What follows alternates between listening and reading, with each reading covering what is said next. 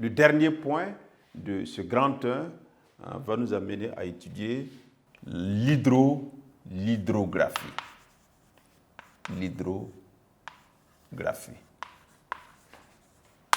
L'hydrographie de l'Afrique, bien entendu. Alors, et au niveau de l'hydrographie, il faut reconnaître que le continent africain est drainé par plusieurs fleuves.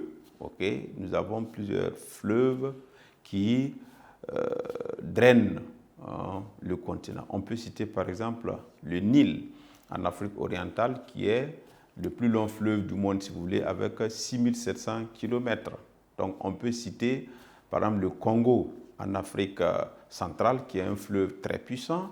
Nous pouvons citer en Afrique de l'Ouest par exemple le Niger, on peut citer le Sénégal qui sont des fleuves qu'on rencontre dans la partie occidentale du continent. Nous avons au niveau de l'Afrique australe, c'est-à-dire la partie sud, d'autres fleuves qui sont par exemple l'Orange, okay, le Zambèze.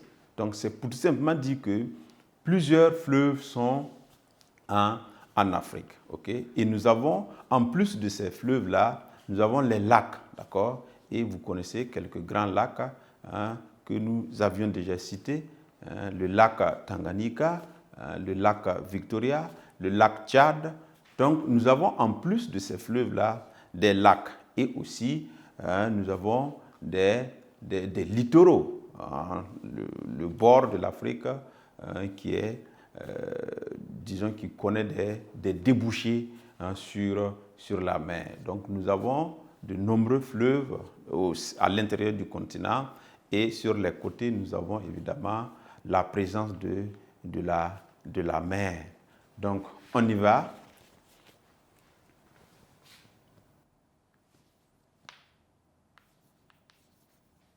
L'Afrique est drainée par plusieurs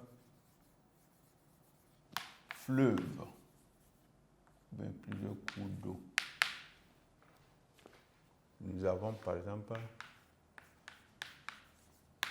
le Nil,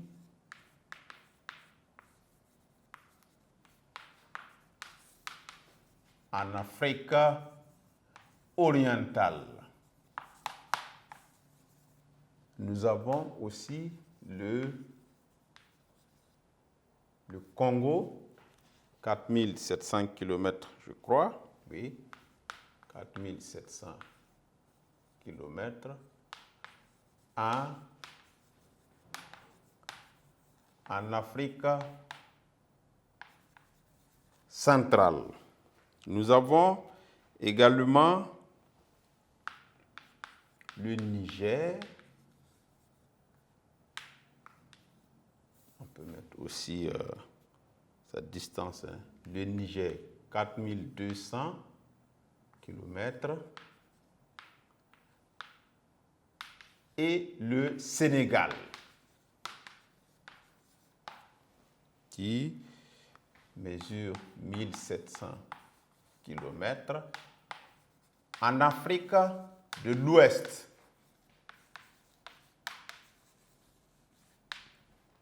nous avons aussi dans la partie australe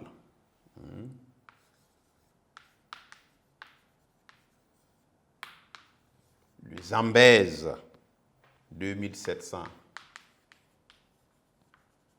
km. L'Orange,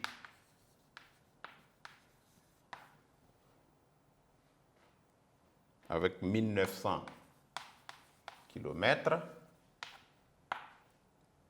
En Afrique australe. Okay. Il y a d'autres fleuves, hein? On ne peut pas faire la liste de tous les fleuves africains, mais nous avons quand même donné quelques fleuves importants. D'accord? Donc, et en plus des fleuves,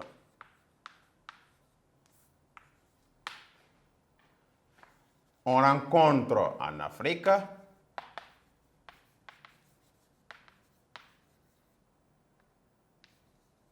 des lacs tels que,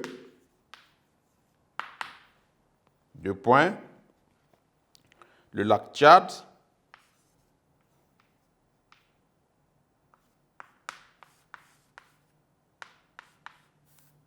lac Tchad,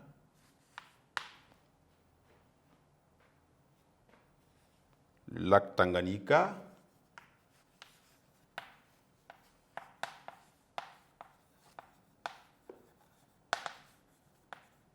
lac Tanganyika, le lac Kivu, etc., etc.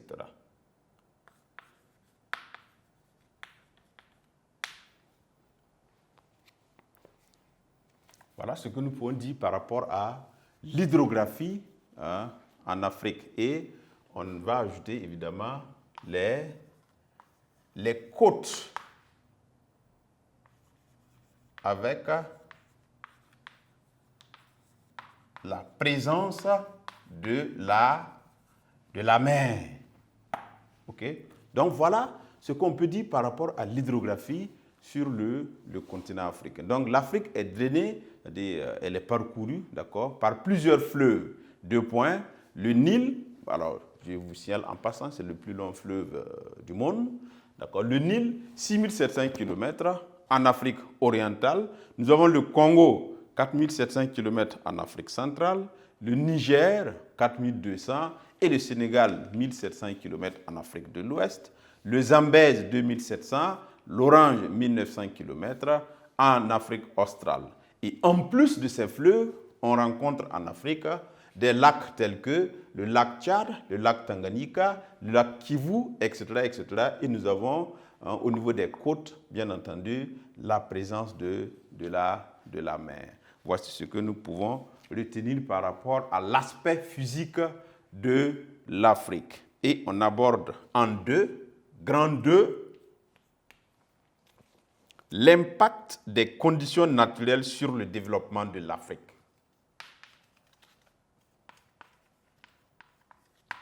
L'impact des conditions naturelles sur le développement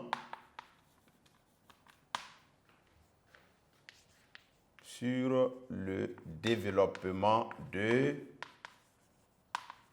l'Afrique.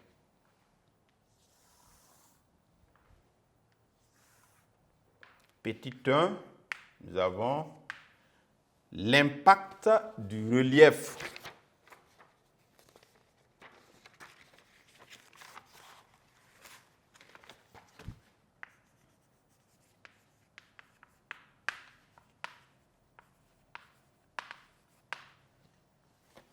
Alors, à ce niveau, il faut retenir que certaines formes du relief, par exemple en Afrique, favorisent le développement de certaines activités. Quand vous prenez les plaines, quand vous prenez les cuvettes, ce sont des formes de relief qui sont propices pour la plupart du temps à la pratique de l'agriculture. Donc, sur ces formes de relief également, ça favorise l'installation des hommes et le développement des activités dont je venais d'évoquer. Il y a aussi le fait que certaines formes telles que les collines renferment des gisements de minerais importants.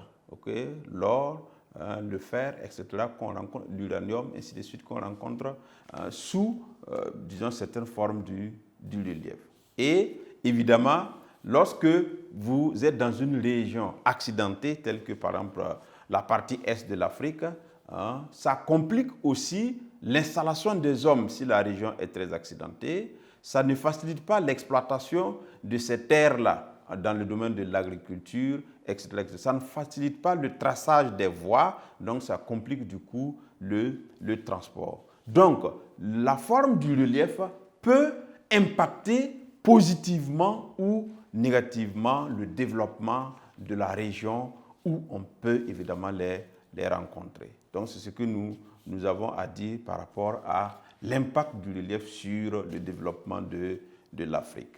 Donc, on y va.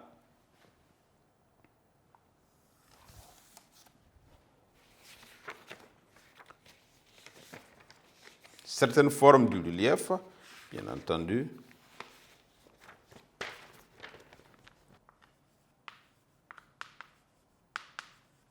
Certaines formes du relief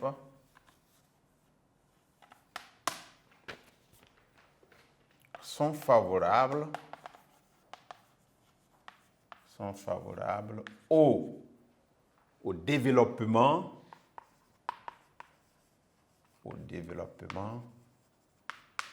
de certaines activités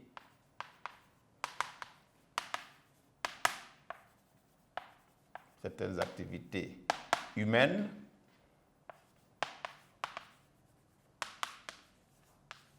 à l'installation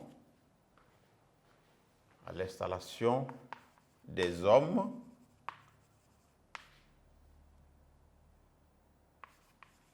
je vais mettre en parenthèse plaine, cuvette,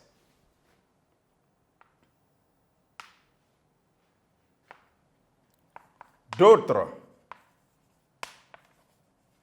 formes du relief renferment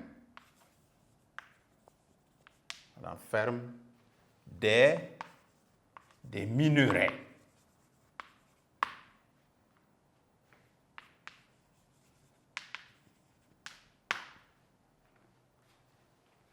Par contre,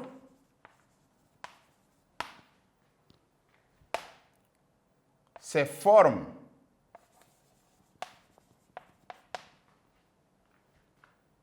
rendent difficile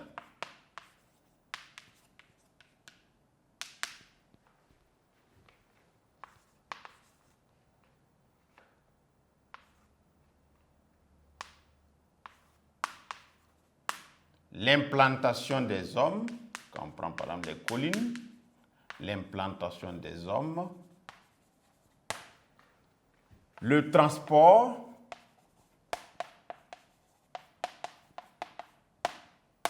etc., etc. Donc voici ce que nous pouvons dire par rapport à l'influence ou bien l'impact du relief sur le développement du continent. Quand on prend par exemple certaines formes comme les cuvettes et bien entendu les plaines, ce sont des formes du relief qui sont propices au développement de certaines activités telles que l'agriculture. Ça favorise aussi l'installation des hommes. Comme le relief n'est pas très accidenté, l'installation des hommes est facile et le développement des activités permettent le développement économique évidemment de la région. Nous avons aussi d'autres formes aussi qui renferment des minerais. Quand vous prenez les collines, sous les collines, il y a des richesses. Même en dehors évidemment de certaines collines, il y a des minerais. Et par contre, ces formes-là, qui sont les collines, rendent par exemple difficile l'implantation des hommes. Les hommes ont du mal à s'installer dans les régions accidentées. Donc, ils ont également des problèmes de transport dans ces régions accidentées. Donc, ces problèmes-là, évidemment, impactent négativement le développement des régions qui les hébergent. Donc, voici ce qu'on peut dire par rapport à l'impact du relief. Et on verra en deux l'impact du climat.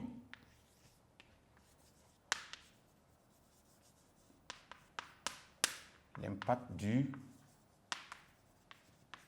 climat.